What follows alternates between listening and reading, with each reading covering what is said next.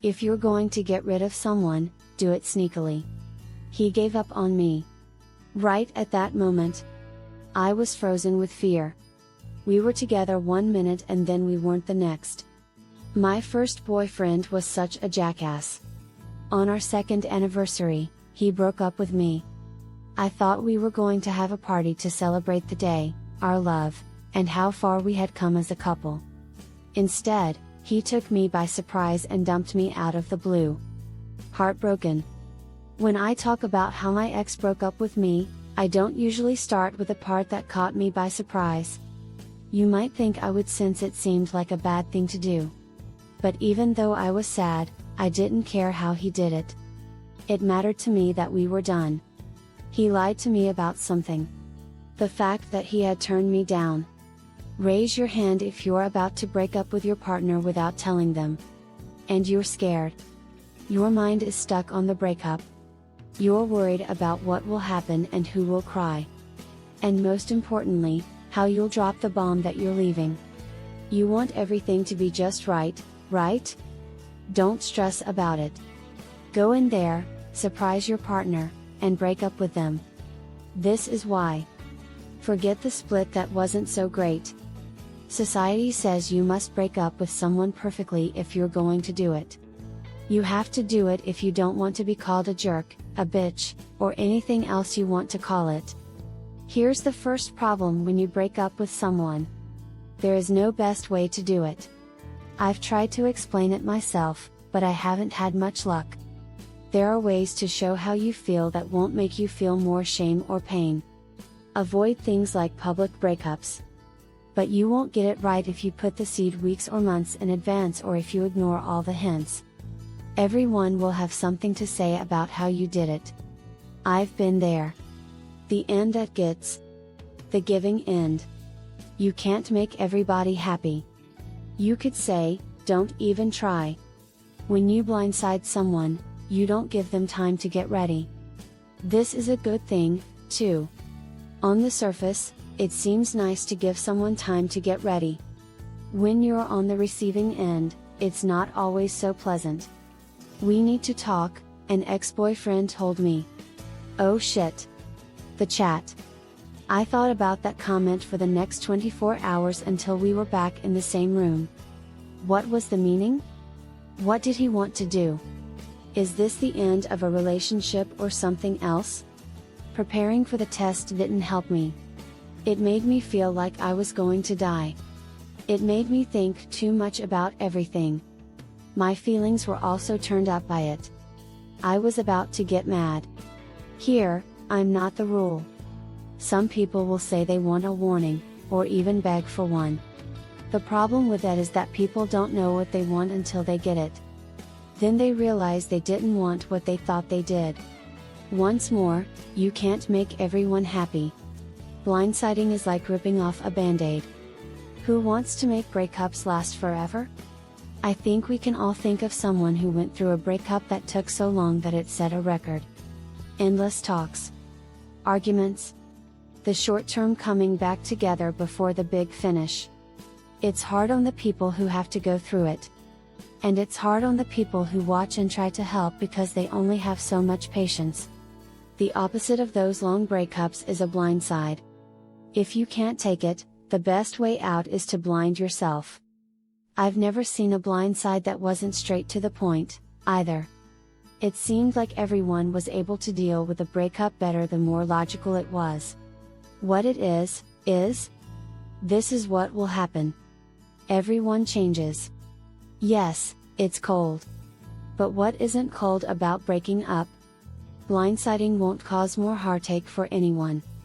I know a lot of you will disagree with me, but how you break up doesn't always make it easier to move on.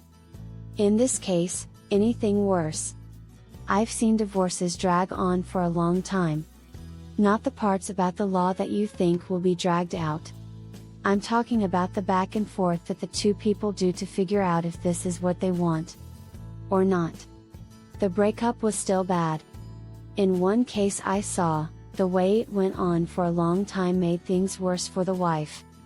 She didn't feel like she could go on. She would have done anything for her ex to surprise her at that point. Still, it's always clear when you look back. Breakups suck. They are like death in a way.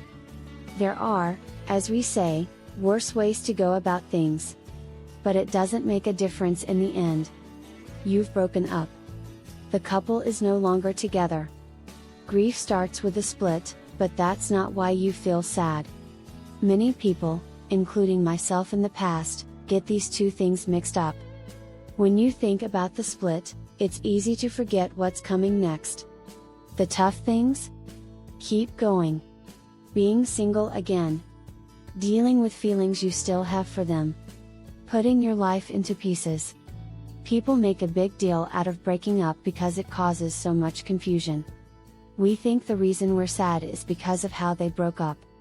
But really, that was the first step in getting over it. People think they've been shocked, but it's not that. I swear, that first boyfriend I told you about took me by surprise.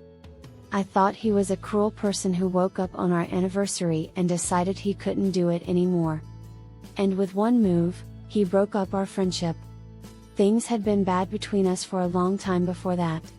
He suggested we take a break 4 months before we broke up. When I told him I wasn't happy with the break anymore, 3 months before we broke up, he said he wasn't happy to be exclusive again. 2 months before we broke up, he wouldn't tell any of our friends together that we were back together. The signs were all there. And I was stupid because I didn't see it, admit it, or do anything about it. I would have given him a break and moved on if I could go back in time. When a relationship is falling apart, everyone is aware of it. We're not stupid. But when we get blindsided, we act like we didn't know. It makes us hate our ex more. It makes being a victim easy. It also makes it easier that we knew it was coming but did nothing about it. Blindsiding is not as bad as everyone says it is. There are always ways to break up with someone worse. Not that it's a contest, but if you had to, you could end the relationship in a much worse way. The following are worse than blindsiding, in my opinion. What I mean by ghosting is breaking up without breaking up. That's pretty bad and a very weak thing to do. Even though blindsiding was a surprise, at least it required being an adult and having the talk.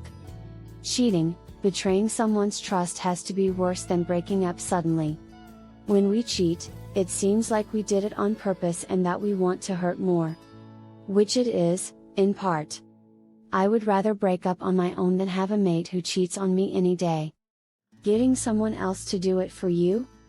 As if blindsiding someone was better than having a friend break up with them. Geez. Texts, emails, and phone calls are all impersonal ways to break up. If the person takes you by surprise but has the decency to tell you face to face, at least you can move on. Many people don't get as much as that. Again, this is not a race. But we're talking about hurting people's feelings here. During a breakup, everyone tries to be as kind as possible to each other. As you may already know, upset feelings happen no matter what you say or do. No matter how well you do, it could all go wrong. In the game of breaking up, everyone loses. And if someone tries to convince you that blindsiding someone is bad, you'll be the one who loses the most. Do you want to be that?